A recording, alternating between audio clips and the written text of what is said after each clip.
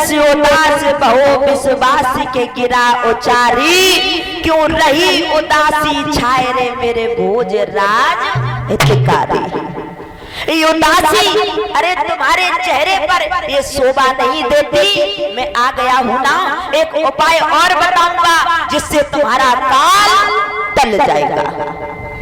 मेरे भैया कंस कहने लगा, नारद जी तो देरी मत करो, हमें जल्दी से वो उपाय बताओ जिससे हमारा काल मर जाएगा।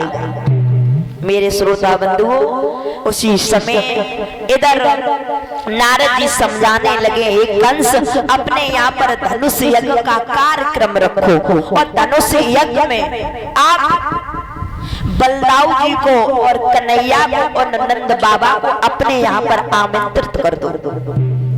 उनके लिए एक पत्र लिखो और वो पत्र वृंदावन में पहुंचा दो और कहो कि हे कन्हैया, मेरे यहाँ पर धनुष यज्ञ का कार्यक्रम है, आप सभी को आना पड़ेगा। उसी समय कंस ने देरी नहीं की, आज नंद बाबा के लिए एक पत्र लिखा है। मेरे भैया जब पत्र लिखा, उसी समय उस पत्र में ये लिखा कि हे नंद बाबा, श्याम बलराम ग्वाल वाल सभी लोगों को हमारे यहाँ पर आना पड़ेगा। हमारे यहाँ पर धनुष यज्ञ का कार्यक्रम रखा गया है। पत्री लिखी, लिखने के बाद में मेरे भैया आज अक्रूर जी को बुलाया।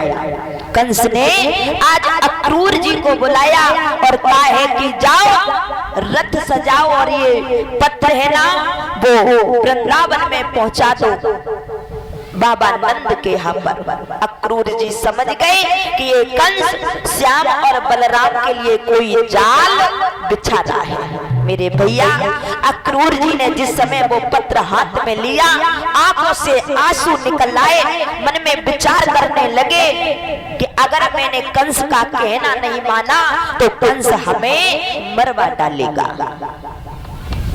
अक्रूर जी ने देरी नहीं की। मेरे भैया आज रथ को सजाया। अक्रूर जी उस पत्री को लेकर के आज वृंदावन की ओर प्रस्थान करते हैं। इधर श्री सुखदेव जी बोले, हे राजन परीक्षित, जिस समय अक्रूर जी आज वृंदावन में पहुंचे, बाबा नंद के द्वार पर आज रथ को रोका। बाबा नंद ने जिस समय अक्रूर जी को देखा तो एकदम से गले से लगा लिया, एकदम से गले से लगा लिया। कुशल पूछने लगे, सब ठीक है ना? कंस अच्छे से रखता है ना? तो अक्रूर जी बोले हैं, अरे कंस के दरबार में हम तो पागली हो जाते हैं, सारे दिन हाँ हजूर कह के। कंस बहुत ही अत्याचार कर रहा है। उसने तुम्हारे लिए कन्हैया और बलदाऊ जी के लिए एक पत्र भेजा है। मेरे भैया आज अक्रूर जी ने बाबा नंद को वो पत्र दिया है कंस वाला, तो बाबा नंद ने आज वो पत्र खोल करके जिस समय पढ़ा तो आंखों से आंसू निकलने लगे। हे भोजराज कंस, तूने अभी तक भी मेरे बच्चा का पीछा नहीं छोड़ा। मेरे श्रोता बंधुओं, मैया यशोदा जब आई तो मैया यशोदा ने बाबा नंद के हाथ से वो पत्र को छीन लिया। उस पत्र को छीन लिया। मैया यशोदा ने जिस समय पढ़ा तो पछाड़ खा के जमीन पर गिर पड़ी। मेरे भैया श्याम और बलराम पास में आए, चाचा अक्रूर के पैर छुए हैं और कुशल पूछने लगे हैं। मैया यशोदा जिस समय उठी है कहने लगी है, तुम ये पत्र लेकर के तुम यहाँ तक चले आए, तुमने मेरे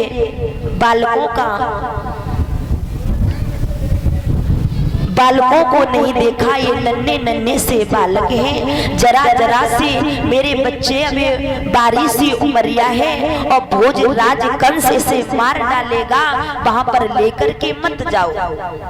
तो अक्रूर जी समझाने लगे हैं कि मैया तुम्हें नहीं पता है, सुनो।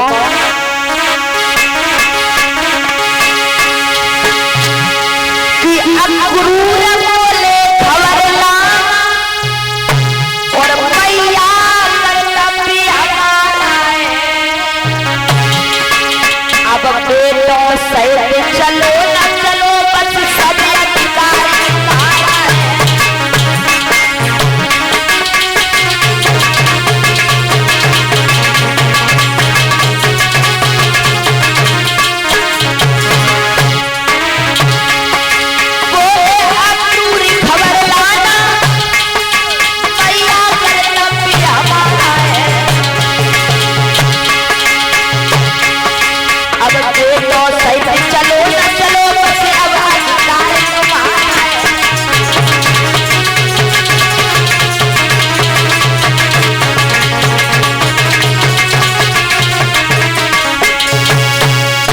महाराज अक्रूर जी कहने लगे कि माँ हमें माफ कर देना, मेरा तो कर्तव्य है जो हम कर रहे हैं। अगर हम ये नहीं करेंगे तो वो कंस हमें जिंदा नहीं छोड़ेगा। मेरे भैया श्याम और बलराम ने जिस समय वो पत्र पढ़ा, कहने लगे हैं चाचा जी तुम चिंता मत करो, सुबह होते ही हम आपके साथ में चलेंगे। मेरे श्रोता बंधुओं, जैसे ही सुबह हुआ सारे वृंदावन में ढिंडोला पिटवा दिया गया है। श्याम बलराम ग्वालवाल नंद बाबा आज मथुरा के लिए जा रहे हैं। महाराज रथ को सजवाया है, सभी ग्वाल वाल तैयार हुए हैं। जब सभी ग्वाल वाल तैयार हुए तो भैया जिस समय ललता विशाखा शीला ने सुना है कि श्याम सुंदर हमें छोड़ करके और मथुरा को जा रहे हैं,